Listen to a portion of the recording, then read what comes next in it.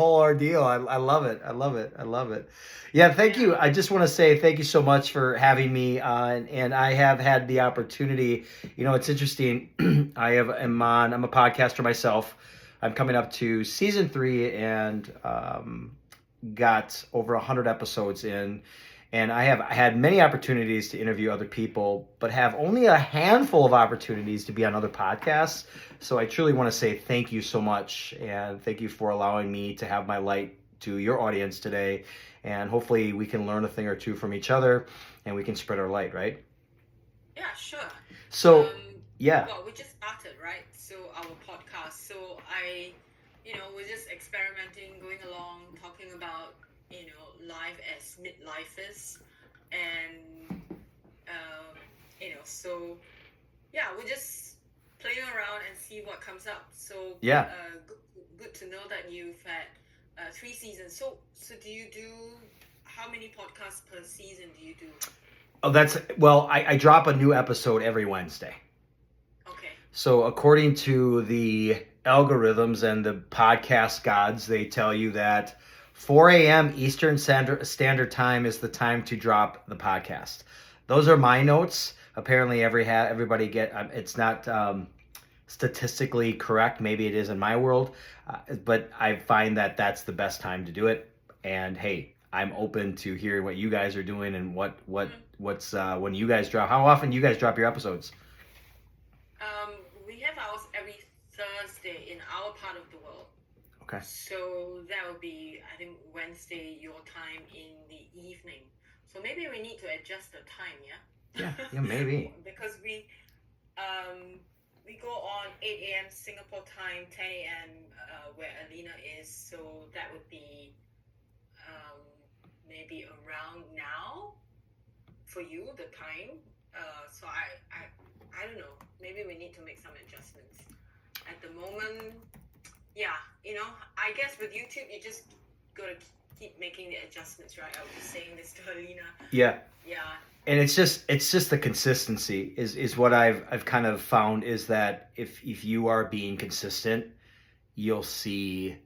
And a podcast opportunity is a slow road. It is a 5-year journey before you start seeing, if you got into the podcast world of saying, I'm going to make money off of that, it's just not how it goes. So it takes definitely some time then to get some sponsors and whatnot. So. Yeah. So Alina will be 60 by then.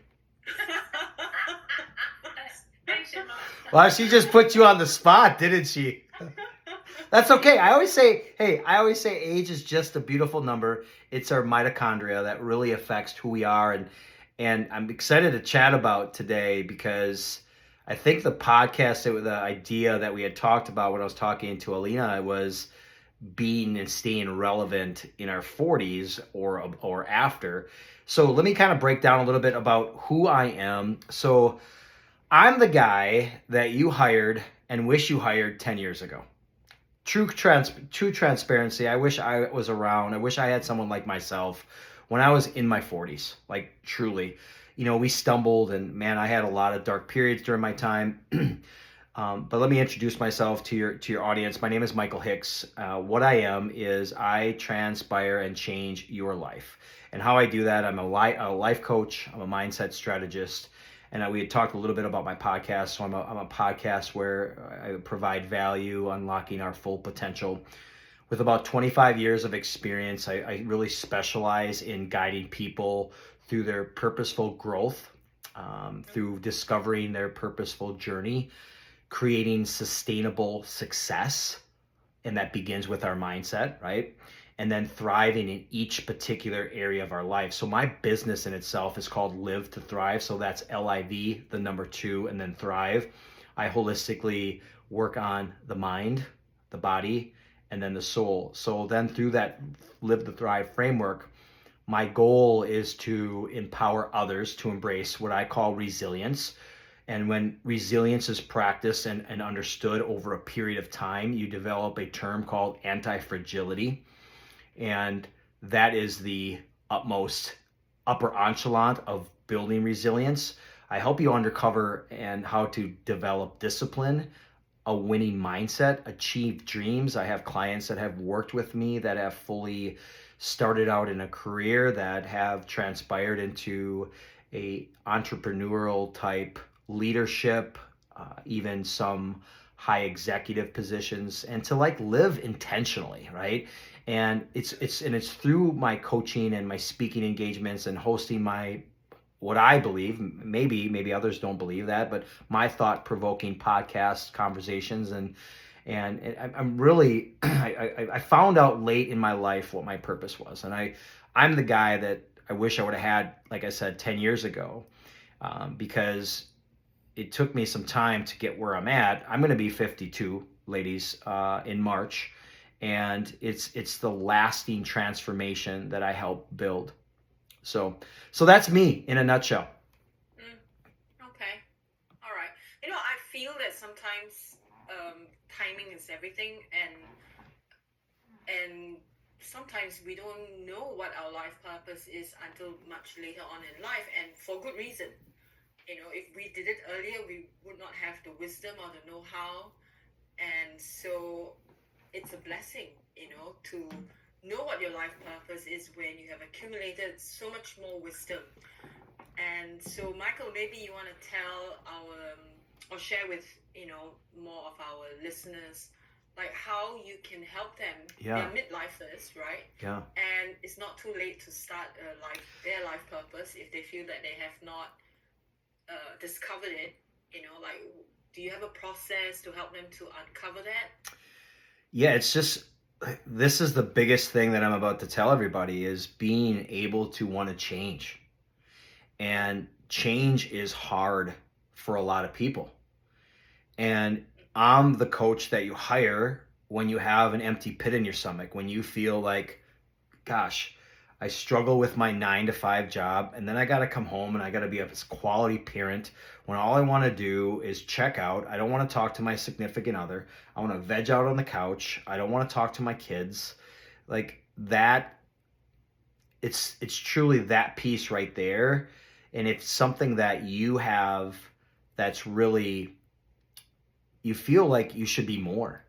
And so many people, and thank you again for having this conversation, because I feel like we have so many people that kind of walk through life just coasting, and they do things that they're told to do when it starts so much from our mindset. And I always like to tell everybody, I was actually having this conversation today before we got on the podcast with a gentleman. I always ask, before anybody's going to be my client, I always ask them, how do you gain knowledge?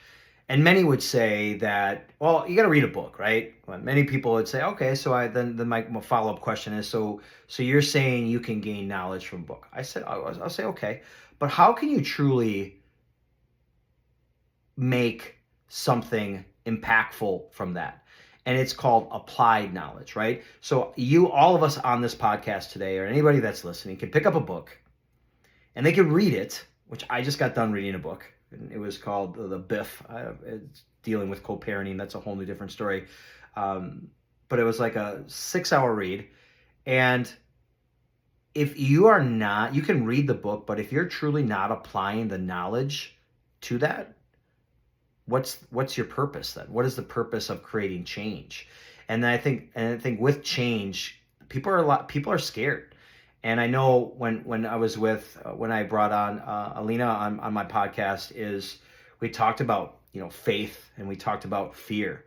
People either are on one side of the fence or they're on the other side of the fence. And most of us live in a fearful life. I mean, you guys, we just had some major, not to bring politics into it, but in the United States was in uproars about the new political situation.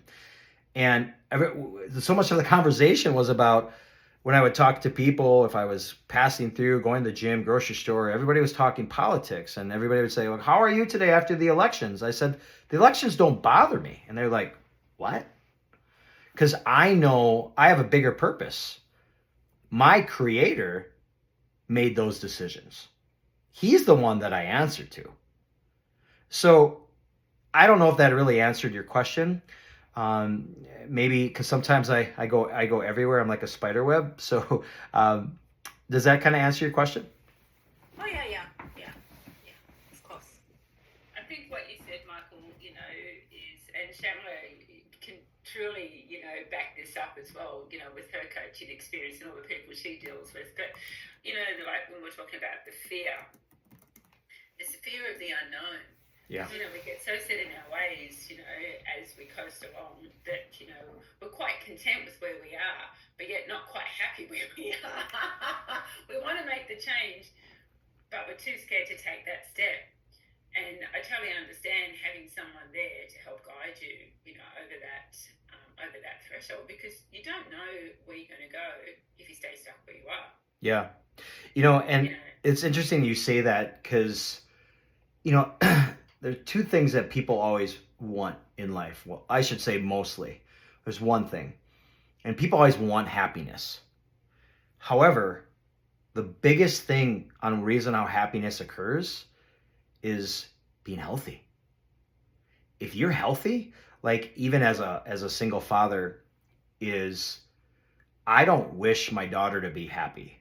I wish my daughter to be healthy. If she's healthy, she has the ability to be happy and create happiness. So I love what you said there.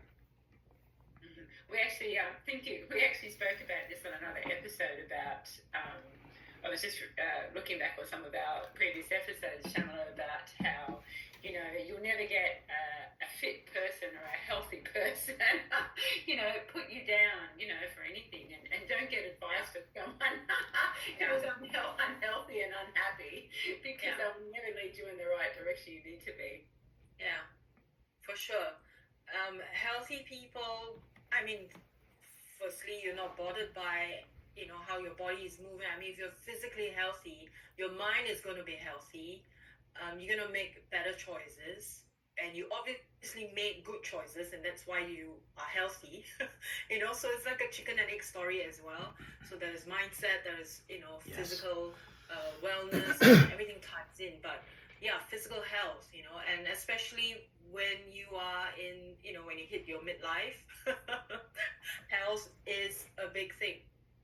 Health is a big thing. Yeah, it's remarkable. And Lena, I love your posts that you do. If you guys haven't had a chance to see what she does every day, she is just full of health, and health is related to happiness, and the pictures and Shamala, how did you guys connect? I'm curious how you guys created this podcast. How did you guys? Because it's so interesting. Because it's so. And I stumbled on Elena with through social media. She just had great stuff, and then all of a sudden we connected. She wrote a book, and then she wrote another book. Congratulations, by the way. And I was like, I gotta have you on my podcast. How did you guys connect? I guess the same way. That's amazing. It's amazing. Yeah, the same way. I guess we shared some common grounds. Like we started chatting a little bit, messaging each other. I think during the pandemic, if I'm not wrong. Yeah, and then so we had some common grounds, and then we just started looking at each other's stuff. Then and realized that hey, and I was looking for podcast partner, and so it was one particular message that she sent to me, which made me go like, okay, I think I'm gonna ask her, because it confirms for me that we are on the same page on many things. And so I asked her, whether she'll be happy to come on board, and she said yes. And I thought, okay, this is exciting. We'll just go ahead and start. I love it. Yeah. I love it. I love it. Say yes and work it out. Yeah. It's the morning. It's Friday morning by you guys, correct? Yeah. Yeah. Okay. So with the topic, so I want to talk about this staying relevant in our 40s. I think I talked about this earlier, I think is like reading books and then applying. Like I read a lot of personal development books. I read a lot of staying current, meaning like the newest technology. I honestly, and I don't know how much you guys do this with your social media and your podcasts, but and maybe we could talk off the air. I use AI a lot, and AI, and yes, is it in its embryo stages? Yes, I think, but staying relevant and staying current is, I mean, I don't know about you all, but like you have some individuals here maybe that are in their 60s and 65s that don't even know how to use a smartphone, that don't know how to open or type email, that just have like a flip phone. Like, I think when you get to an age, staying current and using the newest technology and AI, and I'll be honest, if it wasn't for AI, I wouldn't be able to submit all these clips that I have on my YouTube channel, on my Instagram, on all my socials. So I think being able to stay relevant, whatever that may be, is the use of technology. What do y'all think about that? Oh yeah, completely agree. I mean, our shorter reels, all those are, AI generated from our, main video itself. It's like having a personal assistant, Yes. but you're not dealing with a person. Yes. And it's so much faster, right? The technology is so much faster than. I mean, it makes mistakes, and usually, if it make mistakes, I just let it go, Oh, yeah. Yeah. Because it's just. I mean, we can't aim for perfection, I love and it. we shouldn't, right? And so, Yeah. the spelling errors in the subtitles, whatever, just let it be. Yeah. And that's okay, and it's acceptable. Yeah, AI is a big thing, and I guess for us, right, at three of us, we are all solopreneurs, right? So, using AI makes sense. Let me ask you guys this question, is because and I kind of brought it on earlier on the podcast, and I think being or staying relevant past your 40s is, you have to change in an ever-changing world. Do you agree with that? Do you disagree with that? I'm curious on what your thoughts are. Oh, I totally agree. I mean, I'm going through so many different changes as it is, but as that's just life changes and situations, and and then you're playing in a world that you don't really understand or know or like sometimes, that I actually find myself, I'm beginning to sound like my parents. Isn't there a commercial like that? I think there's like some kind of commercial that they have, like the guys like teaching the clients how not to be like their dad or their parents. It's funny. I'm losing it, but that's funny. That's funny. But we are though, right? Because they're a product of us.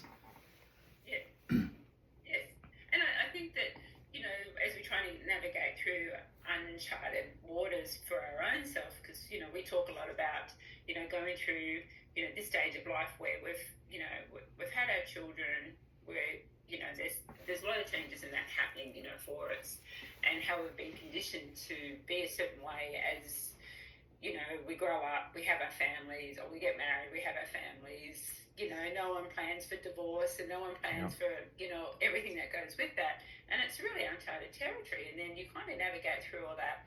They find your feet again, and then your children leave. You're in a situation where you didn't think you were going to be. So you're trying to navigate through that all the time. And then you've got the technology.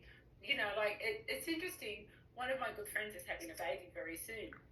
She's a lot younger, and she's due in about 3 weeks. And she, I've been looking and helping her with, it's her first baby. And it's interesting because a lot of the things now that are happening with babies, I often found myself saying, oh, look, I'm really sorry. I didn't have that when I was having my baby. And that's when I noticed, God, I'm sounding like my mother. But I've always been careful not to say the same words as she did. She's like, oh, not in my day. You know what's funny is like you learn from your parents, and I remember distinctively my mom, God rest her soul, and she would always say to me, and this just, I cringe when I say this, she used to say all the time, do as I say, not as I do. And in this day and age, our kids listen and watch more than you could tell them, go clean your room, right? I mean, I've got a 10-year-old for you guys, for context here. You could say that and they're not going to do it. But if you're doing it and you're modeling that behavior, or maybe you're making your bed in the morning, eventually that's going to kick in. So it's funny you had said, you know, our parents, like, we bring good things with us, and then we're like, yeah, we kind of probably. Now, I'm not saying that our parents did a remarkable job on what they knew at the time and what they had. For mine, you know, barely educated high school people. My stepdad barely made it, I think, till 8th grade. You know, so they knew that the knowledge that they had was what they had, you know. But it's interesting how our parents, either through good things in different times, traumatic times, still have some kind of resemblance for us later on in life, you know. Oh, definitely. And, you know, one reflection of that, my father, when, you know, and I'm only talking probably about, maybe about 20 years ago, and we're having this conversation, and he, where he lived is quite busy. It's a place called Manly in Sydney, right? And it's the opposite to Bondi Beach, which a lot of people have heard of. It's just on the other side of Sydney.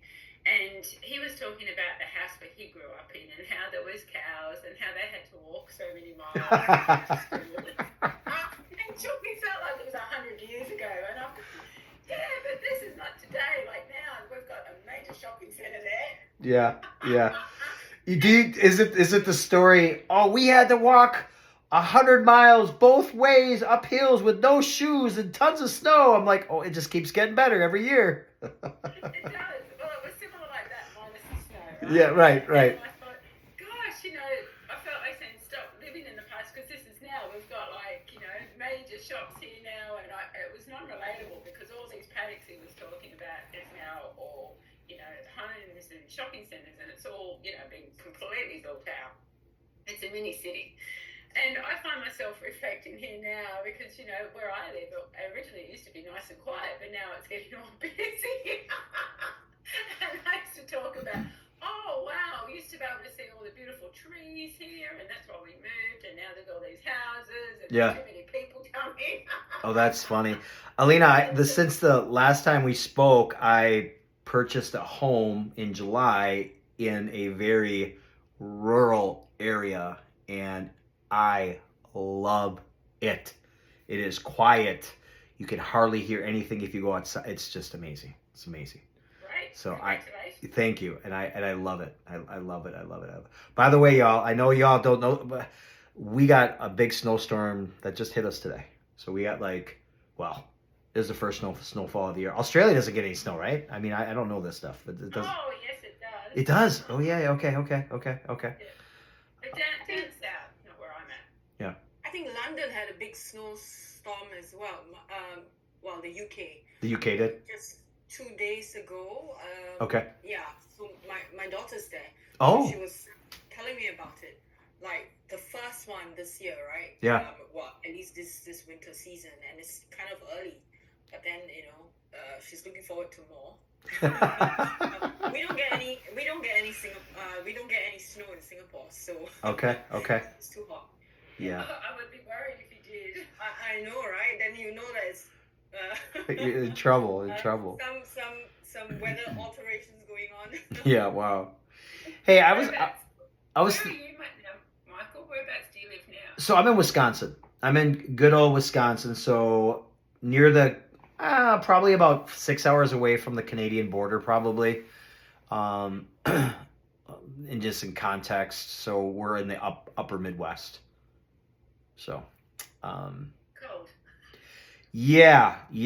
It so this new house that I have has a pellet stove. Have you guys ever heard of this thing? No. Yeah, so it's like a stove, like an old school stove, and you buy wood pellets, and you just put it in, and it's incredibly efficient. I have not done it yet, and I got to read the manual on how to do it yet. But it's getting cold. It's definitely getting cold. Hey, I want to ask you. Christmassy. It is, hey, I'm one of those guys that put their. I haven't done it yet, but I'm doing our Christmas decorations on Friday. Normally, I'm like pro Christmas, like starting to decorate the second week of November, but this month has been so busy. But yes, I'm all for it. And speaking of happiness, statistics say that individuals that decorate early for Christmas are much happier. Oh, Who knows? interesting. Yeah, who knows? Hey, so I was having this conversation with my girlfriend about attire, and I'm curious to have two women perspectives on this because she disagreed with what I had to say. So I'm curious on what your thoughts are on this. So one of my things was finding your style, right? As when you stay relevant, and when I say relevant, y'all, I mean like current, modern, trendy, not sloppy. I don't know if that makes any sense. And so the thing we had talked about was finding your style, like your clothes. So she mentioned to me, and she's now, mind you, I'm going to be 52. She just turned 40, so she's a little younger than I am. And she said to me, because I would be like, well, hey, if you look and take care of yourself, you can wear like a two-piece. Like, why can't you? She's like, well, you're a mom, and I think you should wear like a one-piece. I might be exaggerating the story a little bit here, just for the sake of value here. What are your thoughts? Like, do you think can women wear, let's say, a bikini top and just jeans in their 40s or after? Or is that not an appropriate style? Like, does that make sense? Do you get where I'm going with this? Yeah. I personally think that people can wear whatever they want to wear, as long as they are. I mean, if you're healthy and you wanna wear a bikini top, if you are 70 and you are very, very healthy, you're fit, you wanna wear a bikini top, go ahead. But if you're not healthy, and wearing a bikini top, I don't think that would be very appropriate. It really depends on your general well-being, not so much your age, I feel. Interesting. Yeah. I don't know. That's my thought. What about you, Alina? I'm jumping at the bit. Good. I want to hear this. Well, I don't think age should define what you should wear. Like, when I can relate to what your girlfriend was saying, because I train those women. They think that they get to a certain age, and if they start to dress differently, they feel like they mustn't dress up as lambs, and they feel that they don't have it, and they've got a mum's body, and they should wear a little bit more. What's the word? I can't find the word, but the clothing they like to cover up a little bit more, and it depends on how they feel about themselves, their body confidence, and things like that. But there's a real sort of defined line between wearing a bikini top and say jeans, because I've seen some of the young girls. Well, good point. That wear barely anything. Yes. It's not people. If you're just talking, just generally feeling good in a bikini, just like tastefully dressed, by all means, definitely go for it. It's when you see the half-naked people Yeah. who really don't care, they've not made an effort, and you can see that it's irrespective of their age and their size. But I'm just talking about the general woman who, say when they're in their 30s, they felt really comfortable. They might have had a few children now, and they're not feeling as comfortable. And like Elle, I tend on wearing a bikini till as long as I can. 100%. I'm not going to start covering up. The only time I covered up was when after I had my first of my babies, and that's when I found the thing called tankini. What's that? What is that? Well, it was you had the bikini bottoms, and then you had it was like a two-piece, and you had like a tank top, yeah. and the top was a little bit looser. Oh, I got you. And Okay. so it wasn't like a one piece.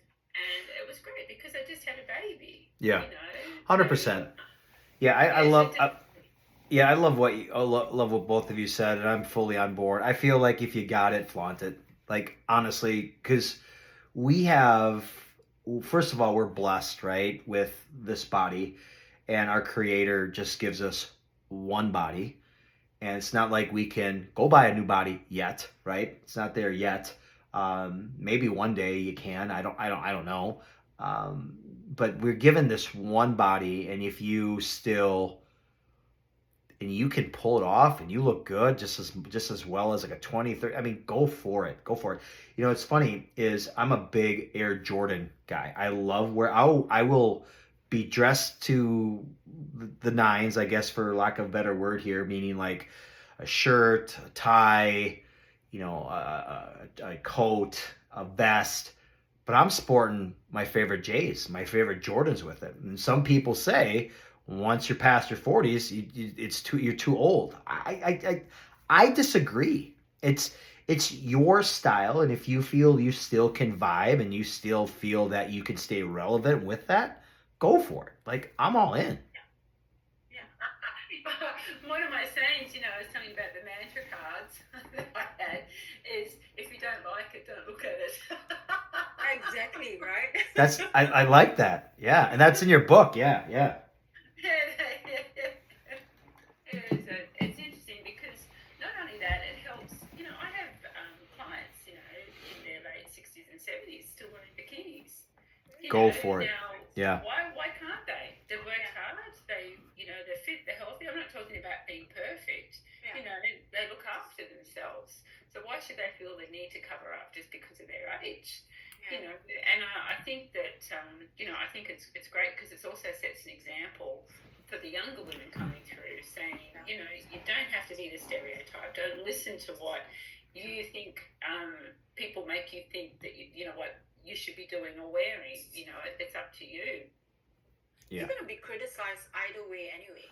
Oh, Whether 100%.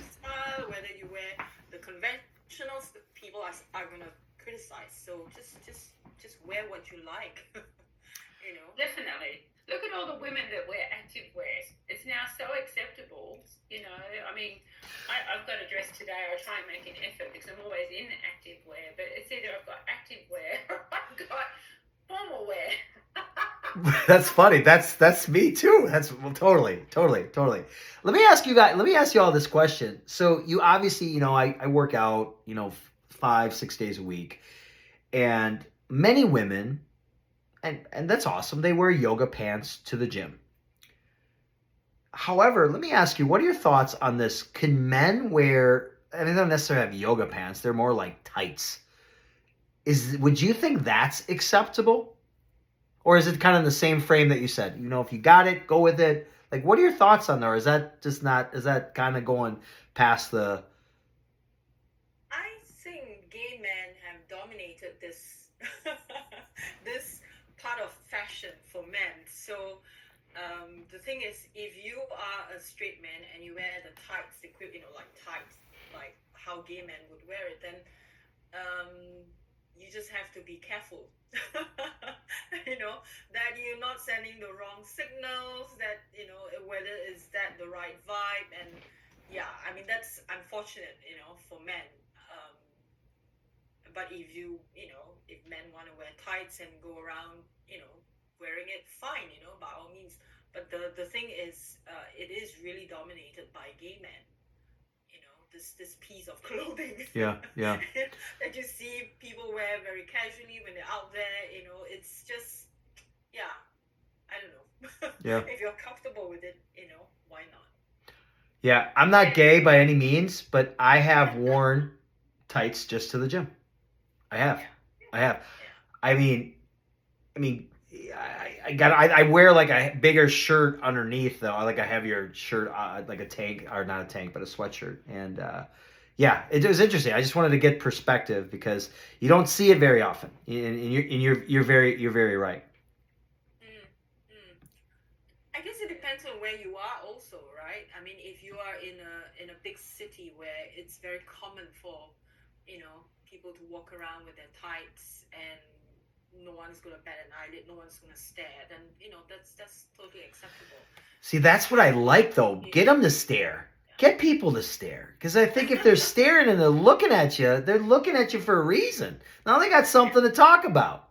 Like, for real, be you. At the end of the day, be you. You know? I live on the beach, right?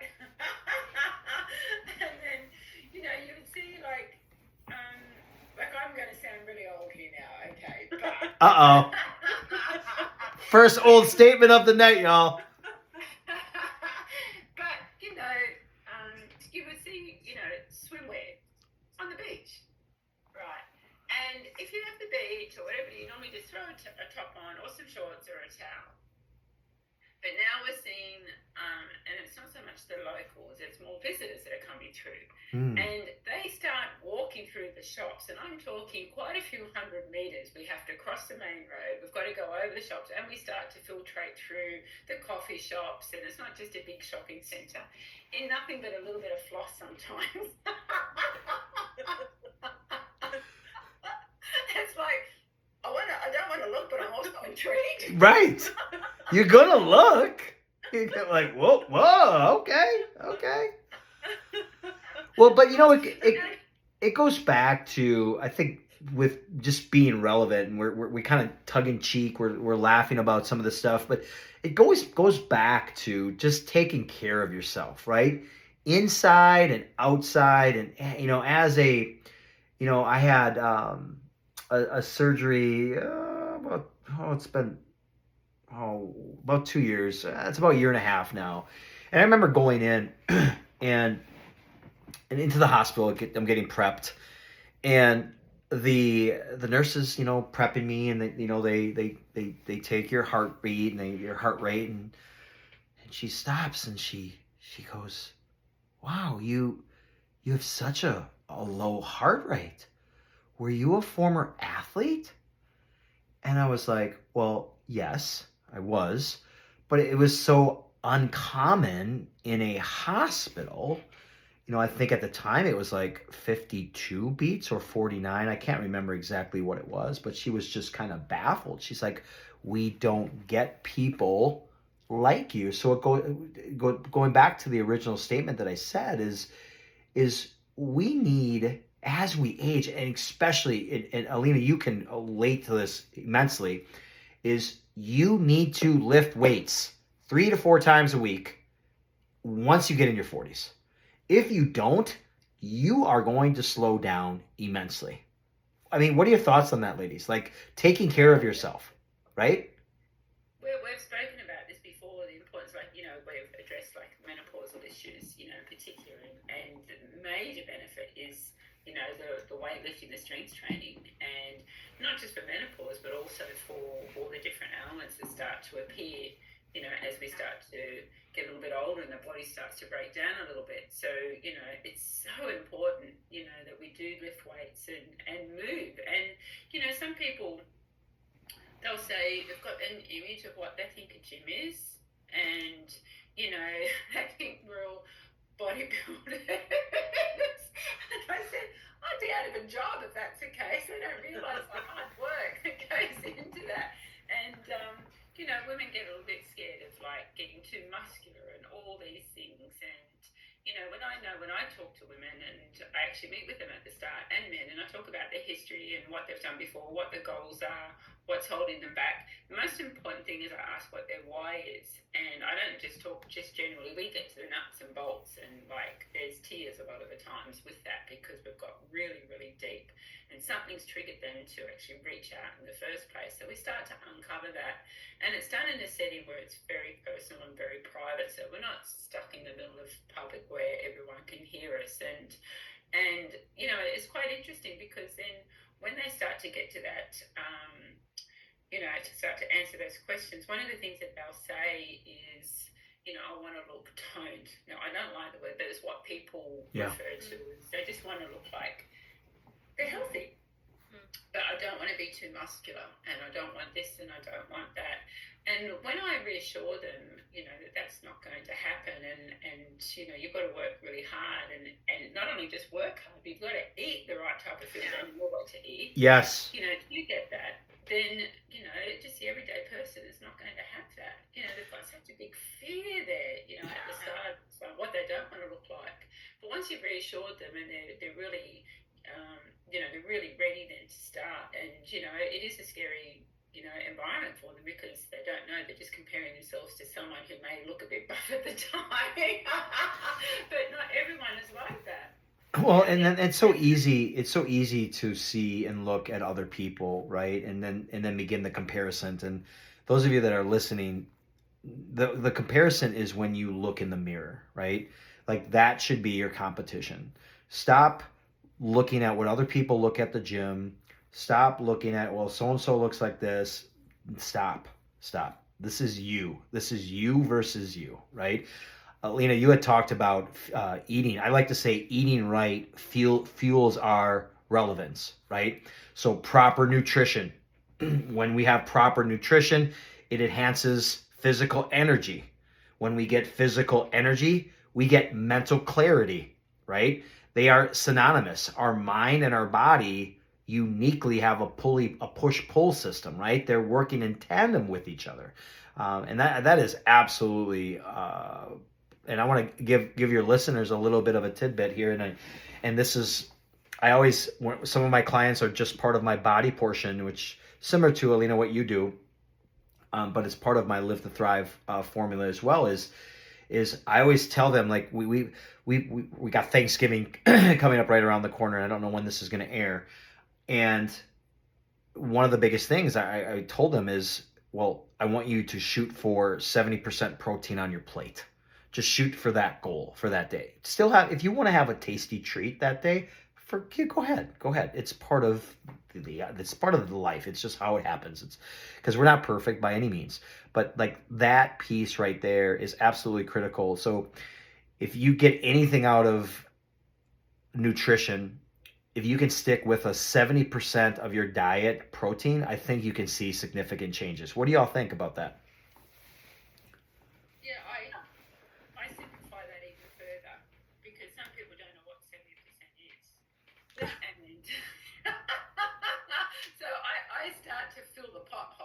That's good. And so by this time when I'm working with them, if I'm just giving them a guidance, it's different. But if I'm coaching with them, they know what to do. But I always say just include a lean piece of protein every time you eat. And, it might not be the best source at the time, but they start getting into, a practice of that. Because they'll start to feel the benefits just from the change alone. And then they can start to refine, down the track. But, we're all human. We all like to get things right, at first, particularly if we're with someone who's going to be coaching us. We've invested a lot of money. We want to make sure that we get bang for our buck. We want to get it right from the start. But that's all part of the learning process as well. And also trusting your coach because, there's no fast track, to anything. Because if it is, it's not going to stick for long and it's not going to be sustainable. So, you stick with something, just small changes. And we've spoken about this before about, people go, oh, I can't eat 6 meals a day. Well, I think, well, no, you can't. Not if you barely eat your one. Accurate. Just make small little changes first, but always make sure, coming back to the protein, aim for a little piece of protein. I don't care if it's full cream milk, skim milk, soy milk, I don't care. Just identify that it's a protein because you start to then learn and go, oh, okay, that's a protein. Yeah. Now we can start to make better choices. Yeah, education, right? It's such a big thing. There are lots of people who don't even know what is protein. Yes. Come to the United States. That's the majority of Americans. I had an encounter, well, this is a friend, and he told me that the doctor told him that he needs to cut down on carbs. And then he said, so I'll have noodles, he said. So that got me confused. And I thought, okay, he said he wants less carbs, but then he wants noodles. And then I told him, I said, well, because he was going to come by for food, I was going to get it from the shop. And then I said, I may not be able to get that. So what other options, do you? Then he said, I'm not sure whether noodles is protein. So I'm like, oh God, no wonder I was confused, and no wonder he didn't know. I said, okay, then let me just settle the meal, right? Like, don't tell me, like whether you want more protein or less carbs. I know what you need, so just let me handle it. Yeah. And I realized that, there are many people who don't know what protein is, what are carbs, and these are things that, people are just consuming every day, but have no idea. No clue. It's funny you should say that, because in the book, and when I work with the clients with their transformation, that's in week 2, we identify what's a first-class protein, like a good quality source, what's a plant-based carbohydrate, and what's a high-energy carbohydrate. And in simple terms, what's protein, what's normal fresh food, and what's a processed food. And when I go through it with clients, like, to me it is so obvious. Yeah. Meat, chicken, eggs. Yes. And they go, and I said, look, sometimes it's just in really simple terms, because there's a lot of people, believe it or not, that don't know what a protein is. And so unless it's written down, people won't buy it.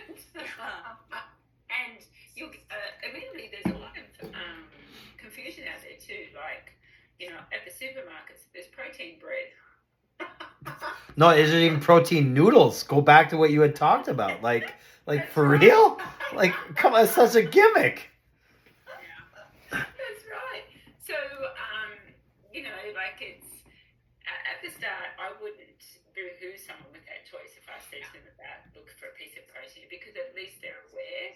And once you start getting the groundwork and a bit of foundation, you can start to fine-tune things then, because you can only absorb so much. The brain is just, in overdrive. But it's interesting, like, as us as all educators, to help those people even more so. But unless they come to us, really, we can't really help, because they're not as open to learning. So once they've asked, we know that they're ready, they've got the attention.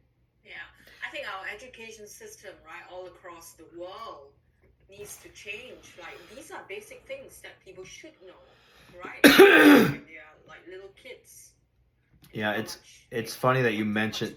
Yeah, it's funny that you mentioned that, and one of the biggest things, I think, 2 of the biggest things in the United States that we lack is financial literacy in the educational system, and we just lack health. And most, I've been an educator for many years in the education system until I morphed into what I'm doing now. And the problem is nobody, you have less and less pool of people that are going to get degrees in this area. In fact, I had an entire podcast, I had a doctor on that we talked about doctors in themselves here in the United States. A primary practitioner here in the United States is lucky to have 2 hours of nutrition or health. Yet, is it? Yeah. And yet they are giving you information when you go to the doctor. And it's like, so I really, that's really, really well said in what you said. And excuse me, Elena, you had talked about this, and I want to, because this is similar to what I wanted to kind of piggyback off what you talked about. You talked about new learning, right? I think to stay relevant in our 40s and maybe even into our 50s, I often just talk to individuals that are so set in their way and they're not open to new learning because they're still on these outdated beliefs. And it's almost to the sense of they're afraid to let go, and most are men, right? And men generally have egos that affect them, right? And I teach that as a coach on how to get rid of the ego. The ego is good for some things, but most things it's really bad. And how to accept becoming vulnerable and admitting when, we mess up, right? Oh man, that was my bad. And, new learning, that's where what I got from you is we constantly should, when we stop learning, we we stop living. Like, we need to learn new things, right? Yeah, definitely. Because one of the things I would say, when I'm doing, it was someone that I've just met, but it's someone who's approached me for help, and we're sitting down with a consultation, and then, like what you were saying about people are really sort of, fixed in their ways, and they all of a sudden, because it's happened a few times in the past, and all of a sudden they'll say, they're telling me all the things that they should be doing. And I turn around and I will hold a mirror up for them, and I said, well, clearly it's not working for you because you wouldn't be talking to me then. And they go, well, yeah, that's right. I love that. You just throwing it sort of back on them so they're aware, because no one likes to know that they're doing the wrong thing. They all like to know that they're doing the right thing. So, but also the realization of their reality and the choice that they're making, they've got to be realistic. We can't make out as if everything's all great. I've always had people talk to me that they swear black and blue that it's not the nutrition that's giving them that's holding them back from the results, because I eat really well. And it's not that. So then when we get to the consult at the end, I say, okay, so what do you have? First of all, I say, what time do you wake up? What time do you eat? Oh, I don't eat. I've just got to grab a coffee. And then, so what time morning tea? Because most people kind of talk in those terms, or a snack, or sometimes I might grab something, but no, not really. I'll just have a coffee. Lunch, chicken and salad sandwich. Oh, okay. Dinner, lunch. Afternoon tea, dinner. A stir-fried chicken, and then and then I'll go alcohol. Yeah. So that's where I come undone. As I knew it, because I can tell if you weren't getting results, it's something you're putting in your mouth. 100%. So I'd say to them, I go, look, I've always defined them that it's not them themselves. It's a choice that they're making with the knowledge and the know-how that they have. And I said, so great. When you do eat well, but you're not eating enough. Right. And then I kind of start this bill from there. But alcohol is one of the major killers. Yeah, but people see alcohol as liquid, right? It's not food. I know. No, it's something I drink, not something I eat. So it's not counted. I know. Yeah, That's when the education starts, because I actually start to tell them about the metabolism and what happens. It's not because they're drinking, it's just because what they're doing at that time then sabotages for the next one. So it does. Start to understand it. And going in on that, I'll give you an example. I very seldom drink alcohol, like very, very seldom. Recently, my girlfriend's like, we got a wine tasting party. We're going to go over to do wine tasting. So great. Love that. We got to hang out. I'm not so much the wine. I'm not a wine guy. I don't drink alcohol. I struggle if someone's like, we go to a public function. I never know what to drink because I hate the taste of everything. Okay. Plus, I realize it's basically poison. So, and I'm not. I don't say that disrespectfully to anybody. You choose you. That's what you want to do. However, I want to say this though. So we did these wine tasting things. And mind you, I don't drink. And people look at me and they think, he's a bigger guy. I'm not like super lean, but I work out. I lift weights every day. So, etc. So I had maybe like 4 of these little glasses of wine, and man, I was buzzing. I was like, wow, this is crazy. I was like, I need more water. Anyway, full circle. My point here is that night I did not have a good night's rest. And it's because I'm drinking a lot of sugar. That sugar interrupted my sleep. I felt terrible the next day, lethargic, slow, not motivated, wanted to lay down. And I get it I to some degree, but I also understand that like it affects you in so many ways. The primary source every day, for those of you that are listening out there, my goal every day, I have literally a gallon jug of water. That my goal is every single day to drink a gallon of water. If I finish that gallon of water, My treat is a flavored meal. I think it's meal or miles. I don't know if you guys have those over there. They're like the little squirt bottles. They're actually cleaner. They're not the crystal light. Hopefully you don't get banned for me saying that. But they're a little bit, that's my treat, you know, like a little flavor. You can even add some slices of oranges or lemons or as a treat. And most people, they're shocked at the fact that I'm drinking my goal a day. Do I get it there all the day? Every day? No, I don't. But that's a goal that I have every single day. And to be relevant in your 40s, for those of you that are out there listening, what are some of your personal goals that you shoot for every day? We've got New Year's coming up. Everybody's like, oh, New Year's, I got to get New Year's resolutions. I don't know how big it is over there, but it's so big over here. And it's like, let me explain to y'all. You don't have a plan going in. You make these great ideas, but then you fail after 3 months. And statistics will tell you 73%, especially in the U.S., of Americans that are committed to a fitness routine fail. It's because you know why? It's you have the plan. Oh, I'm just going to get a gym membership. That's going to be good enough. Nope, that's not. You got to hire Alina. You have to have a coach. You have to have a coach. I always say this to everybody. The most successful people on this planet, number one, they have the same hours as you. And number two, they have a coach.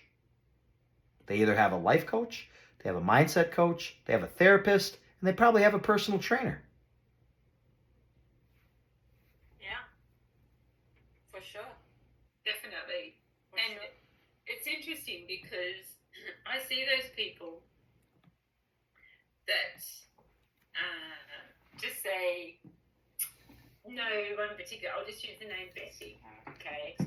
So Betty sees John and she's talking to John and she said, well, John said he goes to the gym and he goes there all the time, but secretly he's not changed.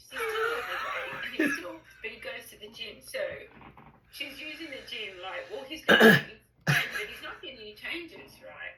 Little do we know what he's putting in his mouth. But what she doesn't see is what I see. John's sitting at the gym on a piece of equipment. You know, let me say this really quick. I love what you said. Thank you, because I was going to do an entire reel on this. I ran across this. So I literally worked out today. I'm very strict on my workout. I am very time efficient, and I know where I keep my heart rate, etc. In between walking from one side to the other side of the gym, I'm like, I'm just going to do a survey really quick. How many people are on their phone versus working out?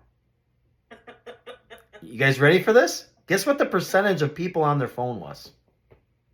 Take a guess. What do y'all think? Is that high? 80%? What, you say 80%? What are you going to say? 50%. 75. Mm. Yeah. 75% of people are on their phones. Yeah. I did an entire podcast on our phones.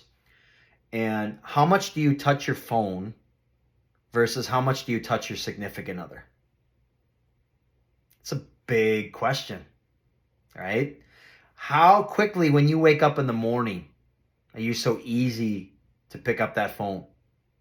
As a mindset coach, I tell my clients this. You don't touch the outside world for the first hour, and you don't touch the outside world for the last hour. That time is for you. That's great. Yeah, agreed. Yeah, I think the phone, I mean, if this human civilization is going to die, it's because of the phone. That might be another old comment, huh? Seriously, I saw a video in Singapore, this Yeah. young girl at night, Okay. without watching the traffic light. She was on her phone. So the car, it was at night, right? She got knocked down by a car just because she was on the phone, walking and on the phone. So people are getting killed by their phone. And it's not an old person comment. Yeah, no, that's accurate. They're not aware of their personal surroundings either, because did you see some of the videos of how their necks are going to be? Like they fast forward their lives. like it's all like hunched over and looking down. And yeah, it's technology can be a beautiful thing, but it's also got to be a source of balance in your life. Like it really, really does. For sure. Yeah. Sure. You know, we use it for communication, we use it for work. You know, especially now, right, with what we do as solopreneurs, we get onto social media, and it's necessary to use the phone to do things, but it cannot be, you know, the main thing in your life, you know, where the phone dictates everything. It's just crazy. Yeah. I completely agree. So I was just going to say this. I know we're getting to the top of the hour here. And just again, thank you again for having me on, ladies. It's been an absolute privilege to speak to you. In fact, I'm going to extend the invite to you all as well. If you both want to come on mine, we could figure out a topic to discuss, but this has just been beautiful. And I just want to say, so staying relevant, I think, in your 40s is obviously about the trends, right? But it's also becoming, I always like to say, the best version of yourself. My motto with Live to Thrive, and those of you that want to check it out, it's www.livetothrive.com, I always say this, 1% better every single day. Better than I was yesterday. How can I be better than I was the day before? How can I be the healthiest better for myself? How can I be the better father than I was the day before? How can I be a better coach? How can I be a better significant other? And here's the other piece. How are you inspiring others? Like we're given this light, and you guys obviously have this beautiful podcast and platform, and that's your light, and you get an opportunity to shine that. It's like, how much of your light can you shine to others? And is it even in public? And is it when you go to the grocery store? Is there a cart that's in the middle of nowhere? Like I was just at the gym today, and I just saw these random towels just laying there. They're just sitting there. You could easily be that person that doesn't pick them up and put them back in the laundry bin or wherever they go. Or you can go pick them up and put them away because it took you 2 seconds of your day, and watch truly how you just feel better. You feel better about yourself, feel better about inspiring other people. And again, people don't always listen, but they certainly are watching. Yeah, for sure. Definitely. For sure. Well, thank you, Michael, for being here with us. It's been great. And oh yeah, definitely we'll be happy to be on your podcast. You know, we'll work something out. And well, we'll possibly this particular podcast will come out possibly in the new year.